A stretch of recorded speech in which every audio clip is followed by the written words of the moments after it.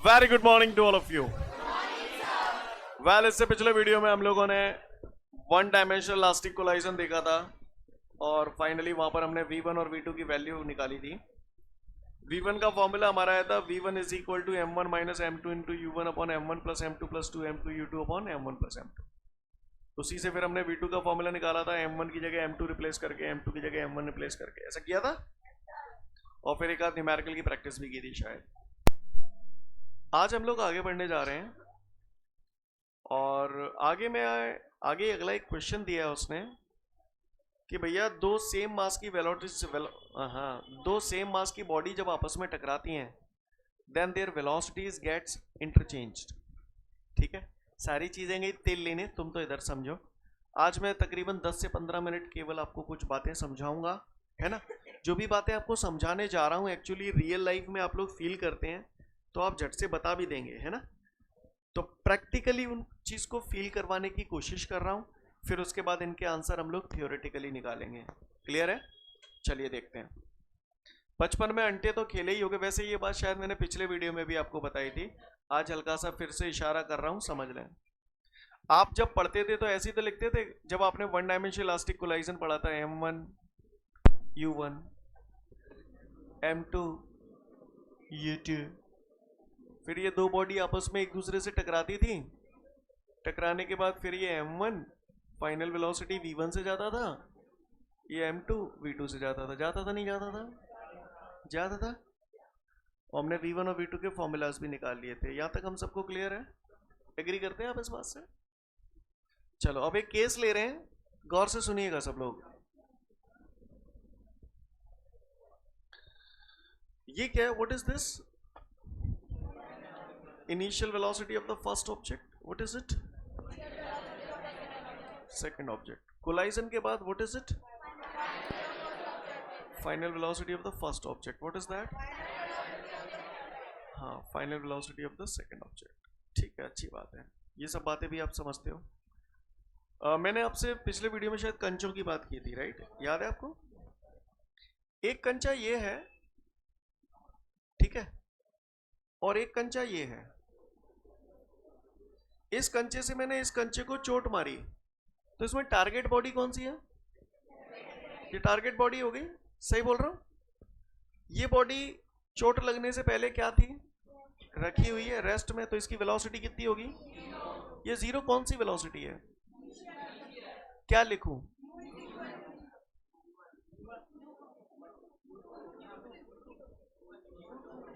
U2, क्योंकि target body है, इससे हिट करोगे ना तो पहली बॉडी ये होगी, दूसरी ये होगी, क्या लिखूं?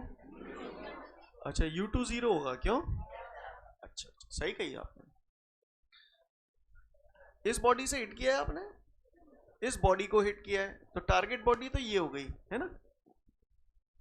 ये जो बॉडी है इसकी वेलोसिटी क्या होगी? U1। ये मैंने नंबर्स इसलिए ले रहा हूं जिससे आप चीजों को बेहतर समझ पाए, ठीक है। यानी ये वाली बॉडी 10 मीटर पर सेकंड की स्पीड से आई, इससे टकराई, ठीक है। एक कंचा दूसरे कंचे से टकराया, टकराने के बाद का नजारा ऐसा हो जाएगा, बोलो। और टकराने के बाद इसकी फाइनल वेलोसिटी चाहिए मुझे और इसकी फाइनल वेलोसिटी चाहिए, यही तो बात कर रहा हूं मैं। अच्छी बात है। तो एक्चुअली होता क्या है, अगर इन दोनों बॉडीज के मास सेम हो, मास सेम होंगे तो ही ऐसा होगा, अन्यथा नहीं होगा, राइट। अगर इन दोनों बॉडीज के मास सेम है, तो जैसे हमने नॉर्मल लाइफ में जो एक्सपेरिमेंट करके देखा है, उस एक्सपेरिमेंट को आपको एहसास करा रहा हूं। ये दो अलग अलग बॉडीज हैं, दो बॉडीज के तौर पर मैं ये कंचे ले रहा हूं। क्या ले रहा हूं? कंचे। ये अलग अलग कंचे हैं, ये कंचा रखा है और इस कंचे से मैं चोट मार रहा हूं। ऐसा तो नहीं होता कि एक कंचा अगर 1 किलो का है तो दूसरा 2 किलो का होगा, सेम साइज के ही होते हैं ऑलमोस्ट, इनके मासेस सेम मान सकता हूं। ये बात सही है कि ये इससे चोट लगेगी तो ये कहीं भी जा सकता है, इधर भी जा सकता है, इधर भी जा सकता है। मैं उस पर्टिकुलर केस की बात कर रहा हूं जिस केस में जब ये इस पर चोट मारता है, हिट करता है इसको, तो ये आगे निकल लेता है और ये इसकी जगह पे वहीं की वहीं रह जाता है। होता है ये नहीं होता? जब इसको चोट लगी, हिट किया, कोलाइजन हो गया। कोलाइजन के बाद ये वाली जो बॉडी थी वो आगे निकल ली, ये वहीं रह गई, तो इसकी फाइनल वेलोसिटी कितनी हो गई? 0 और इसकी 10, इसकी कितनी हो गई 10 मीटर पर सेकेंड, इसकी 0 मीटर पर सेकेंड। जो बोल रहा हूं समझ में आ रहा है? तो इसको मैं ऐसे नहीं बोल सकता v1 is equal to u2, बोलो भैया। यानी पहले वाले की जो फाइनल वेलोसिटी थी ना वो दूसरे वाले की इनिशियल वेलोसिटी थी, यानी समझ रहे हैं मेरी बात को? सीन क्लियर है? अच्छा इसका क्या लिखूं? u1, बोलो भैया। ऐसा नहीं लग रहा इसने इसको पुश किया तो अपनी 10 मीटर पर सेकेंड वेलोसिटी इसको दे दी, तभी तो ये 10 हो गया, बोलो भैया है। और इसकी जो 0 थी इसने अपनी इसको दे दी, यानी v1 बराबर u2 और v2 बराबर u1। इन लाइनों का मतलब समझ रहे हो? इन्हीं लाइनों, नंबर्स में तो आप समझ रहे हो, मुझे मालूम है, नंबर्स रखी इसलिए रहा हूं जिससे आप समझ पाए। मेरा इन इक्वेशंस का मतलब ये है कि दो सेम मास की वेलोसिटी जब आपस में एक दूसरे के साथ टकराती हैं तो ऐसी सिचुएशन में उनकी वेलोसिटीज इंटरचेंज हो जाती हैं। तो कैसे हो रही है बात समझ में आ रही है? हाँ पक्का? मतलब कैसे भी करके v1 बराबर u2 आ जाए, v2 बराबर u1 आ जाए, तो ये बात सिद्ध हो जाएगी कि दोनों वेलोसिटी एक दूसरे के साथ इंटरचेंज हो रही हैं। जो बोला पल्ले पड़ा।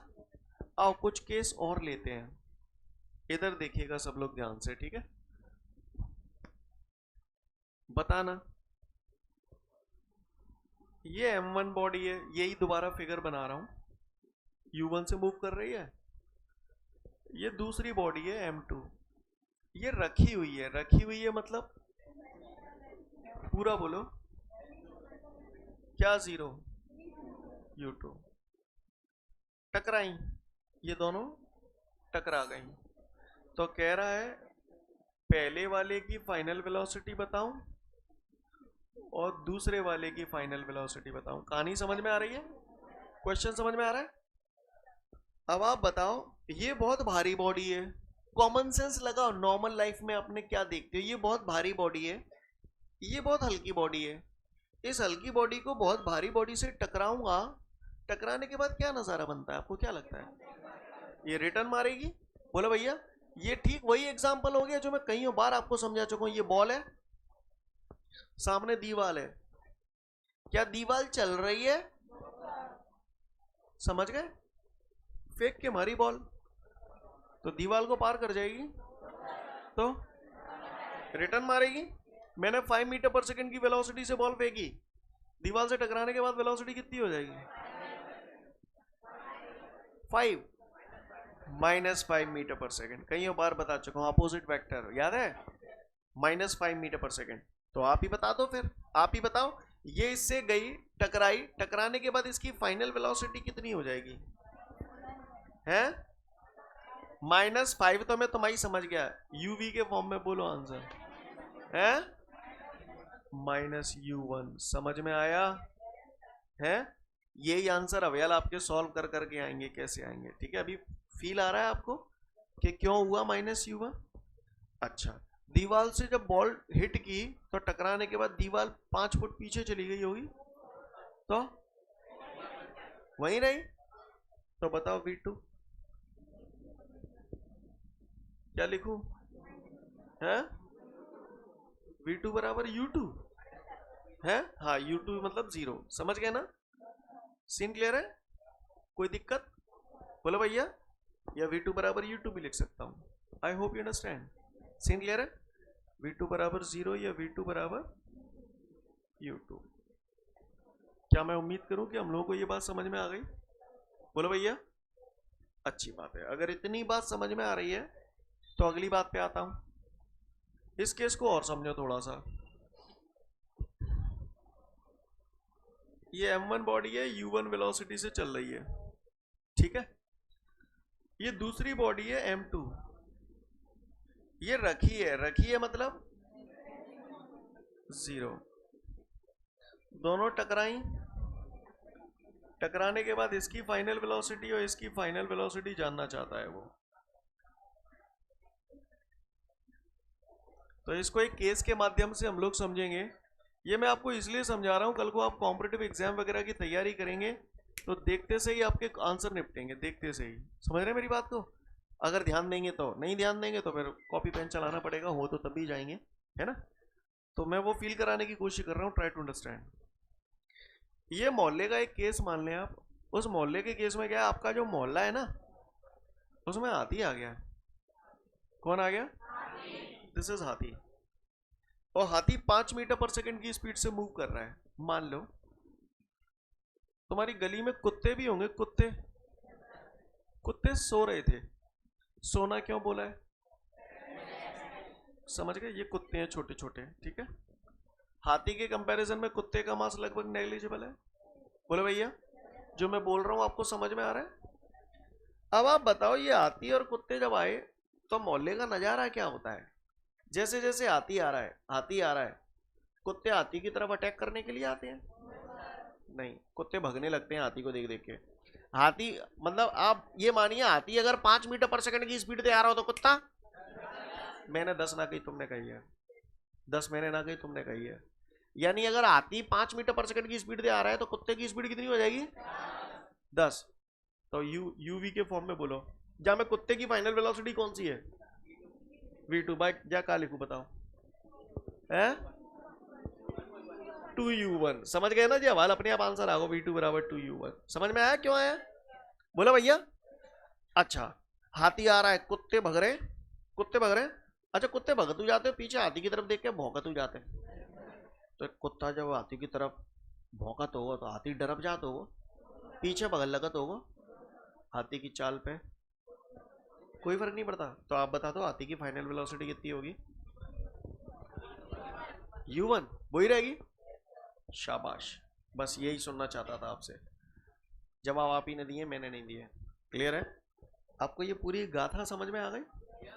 तो चलो फिर मैं आगे अब आता हूं क्वेश्चन पे।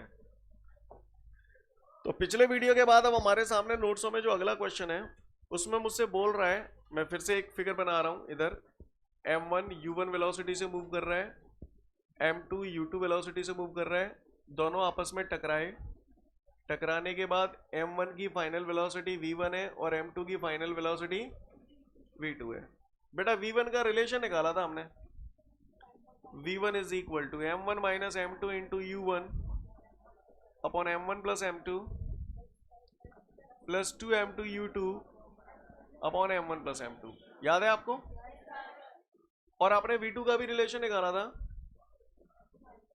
m2 minus m1 into u2 upon m1 plus m2 plus 2m1 u1 upon m1 plus m2। आपको याद है? आपको जो अगला क्वेश्चन दे रहा है ना, उसमें मुझसे ये कह रहा है कि यदि दोनों बॉडीज के मास इक्वल हैं, लेट m1 बराबर m2 बराबर m। बोले भैया, तो दोनों बॉडीज के मास अगर बराबर हैं तो आप बताओ ना, v1 काय के बराबर आता था? बोलो u2। और v2 काय के बराबर आता था? u1। मैं नहीं करूंगा, आप सॉल्व करो।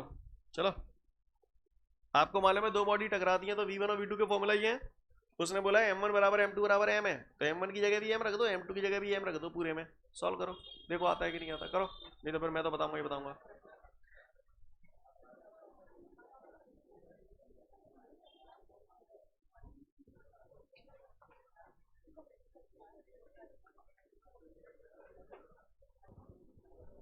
चलिए, जिन लोगों का आ गया बहुत सुंदर बात है, जिनका नहीं आया इधर देख लें। दोनों बॉडीज के मास क्वेश्चन में बराबर बोले हैं, रख रहा हूं इसमें। m1 की जगह m, m2 की जगह m, m1 की जगह m, m2 की जगह m, फिर m2 की जगह m, m1 की जगह m, m2 की जगह m। m minus m, zero का मल्टीप्लाई u1 से, जीरो में कुछ भी बना रहे नीचे, plus 2m u2 upon m plus m 2m, 2m से 2m कट गए, v1 बराबर u2। ऐसे कुछ तो पना चला रहा हूं मैं। अब इसको नहीं करूंगा सॉल्व भी, इधर देखो, m2 भी m है, m1 भी m है, m माइनस m, जीरो का मल्टीप्लाई u2 से। अब जीरो के नीचे ये कुछ भी बना रहे, जीरो प्लस 2 m1 की जगह m u1 अपॉन m1 की जगह m और m2 की जगह m, तो m plus m 2m, 2m से 2m कट गया। बात समझ में आ रही है? देख लो अगला क्वेश्चन हो गया, फिर आगे बढ़ेंगे। इसमें यही कह रहा था कि अगर दो बॉडीज के मासेस बराबर हैं तो इस बात को बताओ कि दोनों की वेलोसिटीज इंटरचेंज हो जाती हैं, तो हो रही है इंटरचेंज। ठीक है जी, देख लो फटाफट, फिर आगे बढ़ूंगा। उम्मीद करता हूं यहां तक सभी का हो गया। इसके बाद हमारे सामने जो अगला क्वेश्चन है ना, उस अगले क्वेश्चन में हमसे क्या कह रहा है, ध्यान से देखिएगा सब लोग। क्वेश्चन समझना है हमें सबसे पहले, है ना? Listen everyone. क्वेश्चन में उसने मुझसे बोला है कि वन डायमेंशनल इलास्टिक कोलाइजन में दो बॉडी आपस में एक दूसरे के साथ टकरा रही हैं। क्या कर रही हैं? दो बॉडी आपस में एक दूसरे के साथ टकरा रही हैं। कह रहा है वन डायमेंशनल इलास्टिक कोलिजन हो रहा है, दो बॉडी आपस में एक दूसरे के साथ टकरा रही हैं और टारगेट बॉडी रेस्ट में। टारगेट बॉडी रेस्ट में मतलब क्या पता चल गया? u2 बराबर 0 पता चल गया। तो ऐसी सिचुएशन में फाइनल वेलोसिटीज क्या हो जाएंगी? ध्यान से सुन लेना पहले, पूरा नजर ऑन द बोर्ड।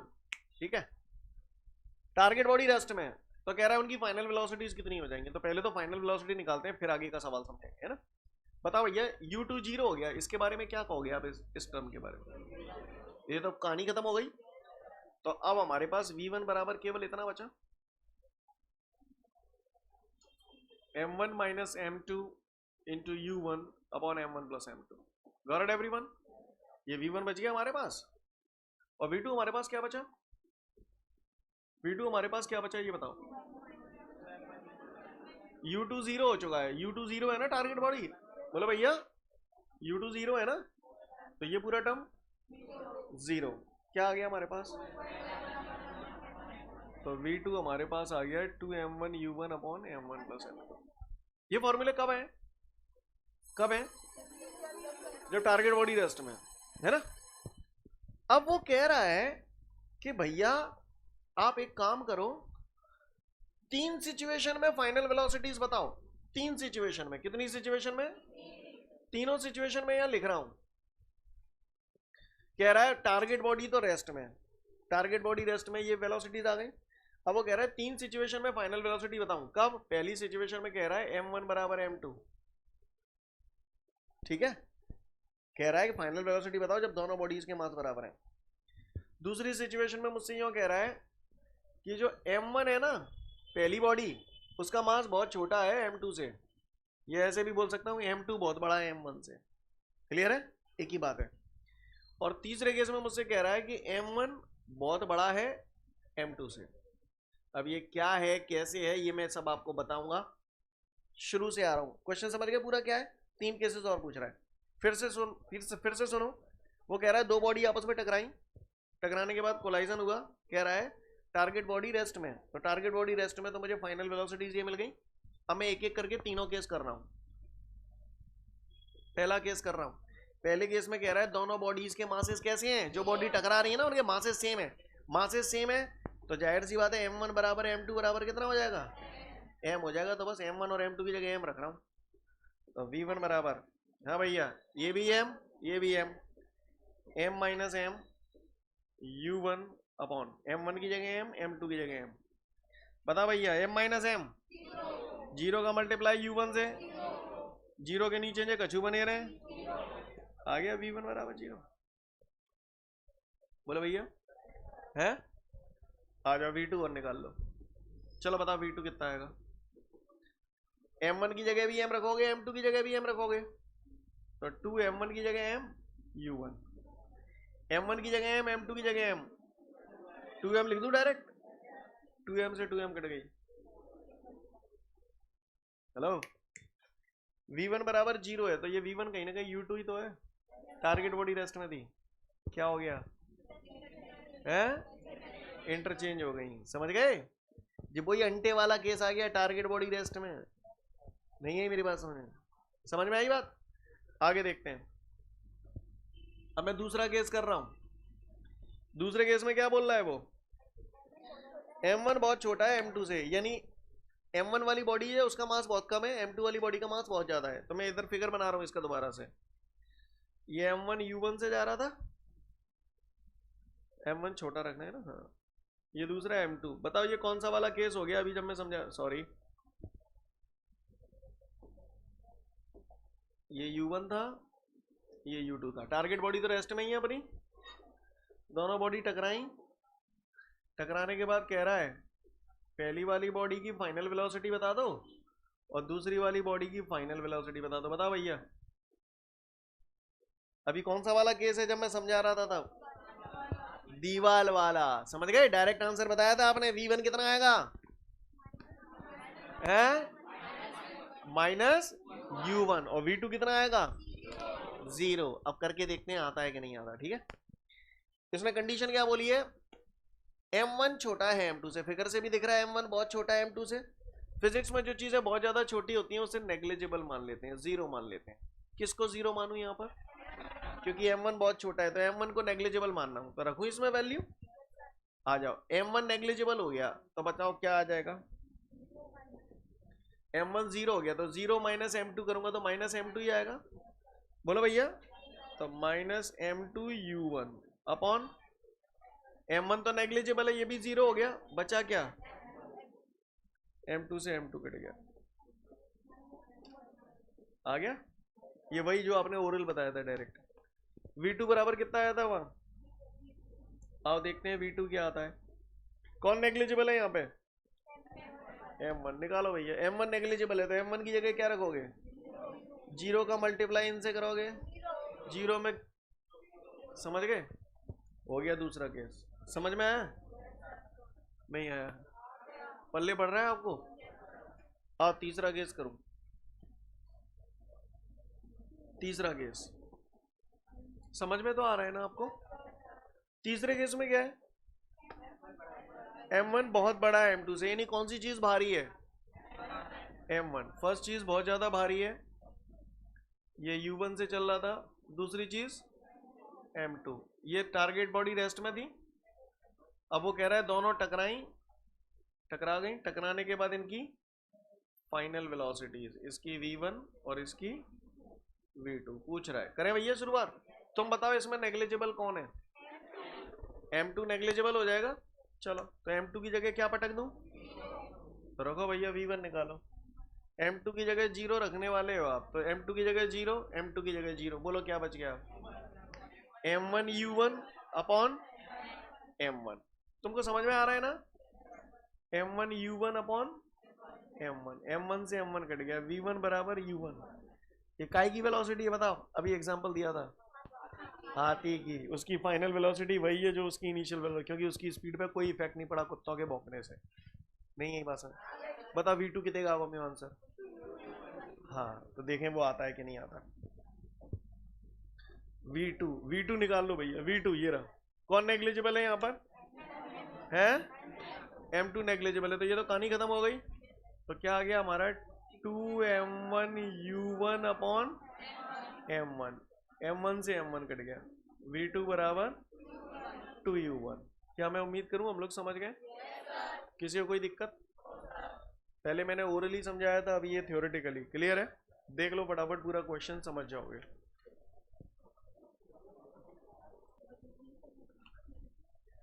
उम्मीद करता हूं यहां तक हो गया होगा सभी का। अच्छा एक बात बताओ, इनइलास्टिक कोलाइजन, इनइलास्टिक कोलाइजन की अगर हम बात करें तो दो बॉडी आपस में टकराती हैं। ये मैंने बॉडी बना दी, M1 बॉडी U1 वेलोसिटी से, M2 बॉडी U2 वेलोसिटी से, दोनों आपस में टकराई और टकराने के बाद M1 की फाइनल वेलोसिटी V1, M2 की फाइनल वेलोसिटी V2। अभी तक हम लोग जो बात कर रहे थे वो इलास्टिक कोलाइजन की कर रहे थे, अब हम काय की बात कर रहे हैं, इनइलास्टिक कोलाइजन। अब आप बताओ, मैंने आपको characteristics of elastic and inelastic collision बताई थी। इनइलास्टिक कोलाइजन में मोमेंटम कंजर्व रहता है या नहीं रहता है, रहता है। तो by the law of conservation of momentum, by the law of conservation of, क्या लिखूं, law of conservation of momentum क्या कहता है, total linear momentum before collision is equal to total linear momentum after collision. Scene clear है? Before collision क्या equation बनेगी? m1u1 plus m2u2, क्योंकि momentum mass into velocity. Before collision का case ये है, इसका मोमेंटम m1u1, इसका मोमेंटम m2u2, टोटल चाहिए इसलिए प्लस, तो ये आ गया total linear momentum before collision is equal to total linear momentum after collision. बस हो गया, दैट्स ऑल। इसमें जिन जिन चीजों की वैल्यू दी हो उनके वैल्यू रख देना, अननोन क्वांटिटी की वैल्यू निकल आएगी। समझ पा रहे हैं आप मेरी बात को? सीन क्लियर है? पढ़ लो, समझ जाओगे।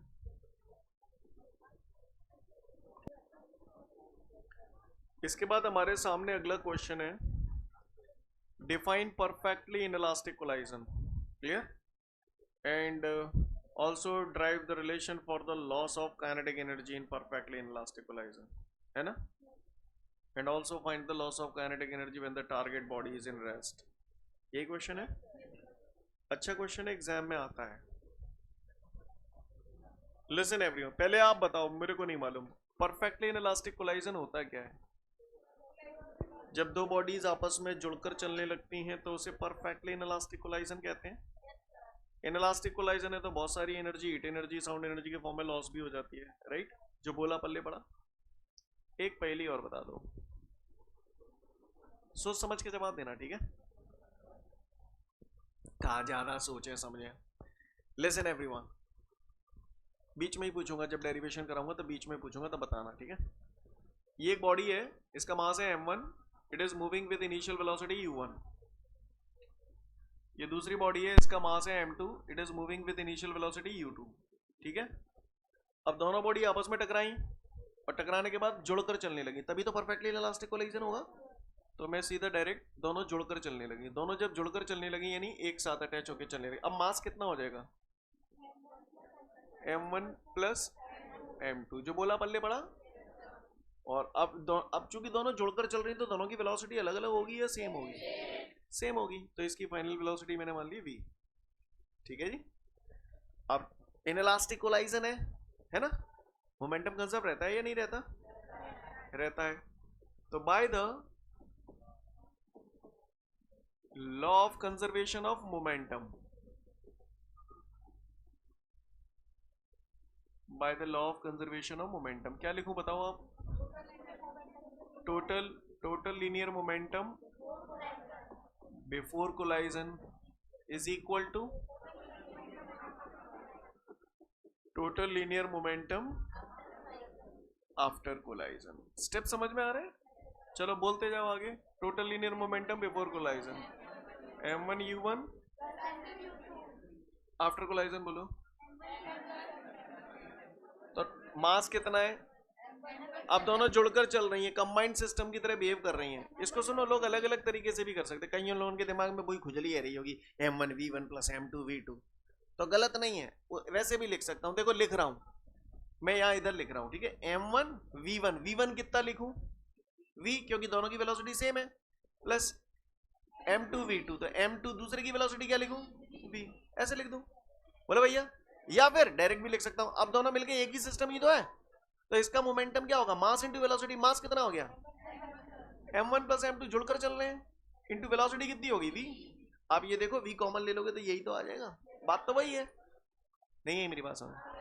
जो मैंने बोला पल्ले पड़ा, कितने लोगों को मेरी बात समझ में आ गई यहां तक? तो इस कंबाइंड सिस्टम की अगर वेलोसिटी मुझे निकालनी है ना, तो ये m1 प्लस m2 नीचे आ जाएगा, तो v बराबर क्या हो जाएगा? m1u1 plus m2u2 upon. भविष्य में जो लोग कॉम्पिटिटिव एग्जाम की तैयारी करना चाहते हैं, याद रखना फॉर्मूला बहुत हेल्प करेगा, m1u1 plus m2u2 upon m1 plus m2। यानी परफेक्टली इनइलास्टिक कोलाइजन में दो बॉडी टकराने के बाद अगर जुड़कर चलती हैं, तो कंबाइंड सिस्टम की जो वेलोसिटी का फॉर्मूला है, that is this, m1u1 plus m2u2 upon m1 plus m2। जो बोला समझ में आया? आगे अच्छा बताओ, काइनेटिक एनर्जी कंजर्व रहती है क्या? लॉस हो जाता है? पूछ रहा है कितना लॉस इन काइनेटिक एनर्जी होता है, बतलाओ। कहानी समझ में आ गई? तो मुझे क्या निकालना है? लॉस इन काइनेटिक एनर्जी निकालना है। तो लॉस को निकालने, कोई भी चीज अगर लॉस हो रहा है तो इसका मतलब पहले ज्यादा है या बाद में ज्यादा है? पहले ज्यादा है, बाद में? ये जो लॉस हो रहा है टकराने से पहले हो रहा है या टकराने के बाद हो रहा है? तो काइनेटिक एनर्जी कब ज्यादा होगी? पहले ज्यादा होगी बाद में, है ना? तो कितना लॉस हुआ तो कैसे निकालूं? लॉस इन काइनेटिक एनर्जी निकालना है। हेलो, स्टार्टिंग की एक दो लाइनें समझानी है बस, बाकी बात तो तुम कर लोगे। लॉस इन काइनेटिक एनर्जी तो ऐसे लिखूं, total kinetic energy before collision, total kinetic energy, अबे रुको तो सही, before collision, total kinetic energy before collision, right? इसमें से माइनस करूं, क्या लिखूं? हाँ, कितने अच्छे बच्चे हैं, आफ्टर कोलाइजन। स्टेप समझ में आ गया? बस यही स्टेप मुझे समझाना हो तो क्लियर है। एक दो स्टेप और समझाने हैं बस जाके बाद। लॉस इन काइनेटिक एनर्जी को हम लोग सिंपल डेल्टा के से डिनोट कर देते हैं, ठीक है? चलो, total kinetic energy before collision, collision से पहले जाकी काइनेटिक एनर्जी बोलो, हाफ, ठीक है? चलो, स्टेप ही समझ में नहीं आ रहे होंगे। टोटल काइनेटिक एनर्जी हुई बिफोर कोलाइजन, चलो आफ्टर कोलाइजन बोलो, हाफ एम वी स्क्वायर, तो एम हो गया m1 plus m2 into V square. Scene clear है? कागुआ को परेशानी नहीं हो तो बताए, नाने तो बस सुने। हाफ कॉमन ले लूं तो क्या बचे जाएगा, m2 u2 square minus m1, कर रहा हूं, समय लगता है। अब बची वी स्क्वायर, वी की जगह ये रख दूं, है? तो v की जगह मैंने ये टांग दिया m1 u1 plus m2 u2 upon m1 plus m2। अब इसका होल स्क्वायर है तो इसका भी होल स्क्वायर लिख दिया, इसका भी लिख दिया। क्या गलत कर दिया मैंने? बुरी नहीं लगे तो कट लो, बोलो भैया। इसके अपॉन में कुछ नहीं है, इसके अपॉन में कुछ नहीं है, भन मान लो। बुरी नहीं लगे तो m1 प्लस m2 लगे यार, एलसीएम ले ही ले, तो ले लाऊंगा का, थोड़ा लेंदी है बस, और कुछ नहीं है, लेंदी है बस, पता बच जाएगी आवाज, लेंदी मिलेगा। m1 प्लस, चलो भैया बोलो क्या लिखूं, m1 u1 square m1 plus m2, सही जा रहा हूं? बोलो m2 u2 square m1 plus m2, चलो आगे बोलो, minus m1 u1 plus m2 u। Step clear है यहां तक? कागुआ को परेशानी, डरना मत। डेल्टा के बराबर हाफ, आओ ब्रैकेट खोलें, m1 u1 स्क्वायर का m1 से करूंगा, m1 स्क्वायर u1 स्क्वायर, सही जा रहा हूं? चलो अगला बोलो, m1 m2 u1 square, yes और नो? देखो ना, m1 m2 u1 स्क्वायर, समझ गए? चलो अब तुम करो m2 u2 स्क्वायर का m1 से करो, बोलो क्या लिखूं, m1 m2 u2 स्क्वायर, सही जा रहा हूं? m1 m2 u2 स्क्वायर, अब m2 u2 स्क्वायर का m2 से करूंगा, m2 स्क्वायर u2 स्क्वायर, सही चल रहा है खेल? चलन दो, माइनस, तो माइनस, प्लॉट थोड़ा छोटा पड़ रहा है। अब भैया इधर आ जाओ, a प्लस बी का whole square, A square plus B square plus 2ab, A square करो पहले, m1 square u1 square plus B square करो u2 स्क्वायर, हो गया A square plus B square plus 2ab, तो प्लस 2, ए की जगह m1 u1, B की जगह m2 u2। आपको स्टेप समझ में आ रहा है? डिवाइडेड बाय भैया m1 प्लस, अब थोड़ा गौर से देखिएगा सब लोग, m1 square u1 square plus के हैं, माइनस का अंदर मल्टीप्लाई हो जाएगा तो ये कलेस ही हट जाएंगे, m2 square u2 square plus के हैं, माइनस का अंदर मल्टीप्लाई होगा तो हट जाएंगे, हट जाएंगे नहीं, हट जाएंगे, हट जाएंगे। तो डेल्टा के बराबर half m1 m2 u1 square plus m1 m2 u2 square minus को अंदर मल्टीप्लाई कर दूंगा 2m1u1 m2u2 upon, step clear है? बोलो भैया, आगे बढ़ रहा हूं। डेल्टा के बराबर हाफ, क्या कॉमन आ रहा है? m1 m2 m1 m2 m1 m2 m1 m2 common ले लिया तो अंदर क्या बच जाएगा? u1 square plus u2 square minus 2u1 u2 बटे m1 प्लस, स्टेप क्लियर है? डेल्टा के बराबर half m1 m2 upon m1 plus m2, इसको बोलो कुछ, a square plus B square minus 2ab, a square plus B square minus 2ab है? हाँ, a minus B का होल है, b माइनस ए का होल स्क्वायर नहीं लिख सकता? लिख सकता हूँ, कमी ना वही है, घर पे करके देखना आज। a माइनस बी का होल स्क्वायर, देखो ना आप, देखो दिखा के बताऊं है? a square plus B square minus 2ab, तो मैं चाहूं तो इसे u1 माइनस u2 का होल स्क्वायर भी लिख सकता हूं, या u2 माइनस u1 का होल स्क्वायर भी लिख सकता हूं, बड़े में से छोटा घटा देंगे, राइट? कुछ लोग इसे ऐसे लिख देते हैं, तो डर मत जाना, क्योंकि इसे कुछ भी लिखा जा सकता है, इसलिए मैं ये डिफरेंस के साइन को इंडिकेट करता है, नेगेशन साइन बोलते हैं इसे, क्या बोलते हैं? अगर u1 बड़ा है और u2 छोटा है तो u1 माइनस u2 कर दो, और अगर u2 बड़ा है u1 छोटा है तो u2 माइनस u1 कर दो। आप स्वतंत्र हैं इस बात को करने के लिए, वहां माइनस प्लस का लफड़ा नहीं लेंगे, समझ गए? इसीलिए ये डिफरेंस का साइन लगा है। कोई भाई बहन हमारा यहाँ माइनस भी लगा देता है तो भी 100% करेक्ट है, पर ये बताया इसलिए, कल को आप 4 टेक्स्ट बुक पढ़ोगे, बाद में एग्जाम में तो ऐसो साइन लगा, तुमने ऐसो लगवा हुआ है, तो पता होना चाहिए, समझ गए? क्लियर? अच्छा, अब ये तो हमारा आ गया लॉस ऑफ काइनेटिक एनर्जी। अब माने जो कहिए टारगेट बॉडी रेस्ट में है, वैसे तो लॉस इन काइनेटिक, लेकिन अगर टारगेट बॉडी रेस्ट में तो फिर ऐसी सिचुएशन में क्या करोगे? u2 जीरो हो जाएगी। बोला भैया टारगेट बॉडी अगर रेस्ट में होगी तो u2 जीरो हो जाएगी, तो इसी फॉर्मूले को कैसे लिख दोगे आप? m1 m2 upon into u1 square, समझ गए?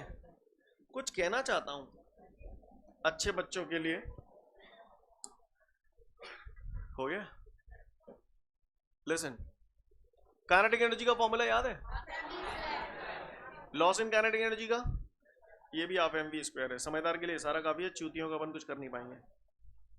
हाफ, देखो हाफ मास हो गया m1 m2 upon m1 plus m2 m v square, तो v की जगह यहाँ u इनिशियल वेलोसिटी आई है, समझ में आ रही बात? गलती है मोटे, सीन क्लियर है? कर पाएंगे?